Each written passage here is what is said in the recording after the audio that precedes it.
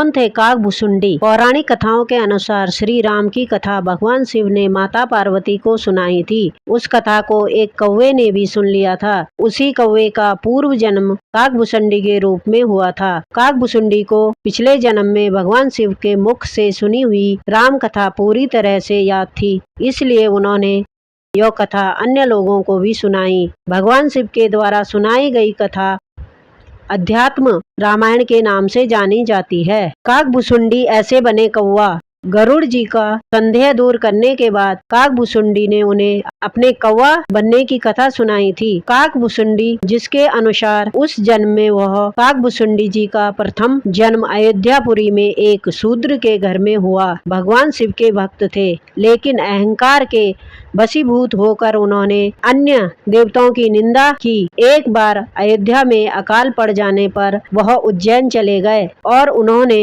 एक दयालु ब्राह्मण की सेवा की। उन्हीं के साथ रहने लगे। वह ब्राह्मण भी शिव भक्त थे, लेकिन अन्य देवताओं की निंदा नहीं करते थे। एक बार काकभुसुंडी से परेशान होकर गुरु ने उन्हें राम भक्ति का उपदेश देना शुरू कर दिया। भगवान शिव ने दिया काकभुसुंडी को श्राप। घमंड में चूर काकभुसुंडी ने एक बार अपने गुरु का ही अपमान कर दिया, जिससे भगवान शिव नाराज हो गए और श्राप दिया कि तुमने अपने गुरु का अपमान किया है, इसलिए तुम्हें सर्प योनि में जन्म लेने के बाद 1000 बार कई योनियों में जन्म लेना पड़ेगा। लेकिन ब्राह्मण ने भगवान शिव से काकभुसुंडी को क्षमा करने का निवेदन किया, लेकिन भगवान शिव ने कहा अब इन्हें अपने पापों का प्रायश्चित करना होगा। काकभुसुंडी को लोमेश ऋषि ने दिया श्राप। समय के साथ साथ उनमें श्री राम के प्रति भक्ति उत्पन्न हो गई और अंत में ब्राह्मण का शरीर प्राप्त किया। वह ज्ञान प्राप्ति के लिए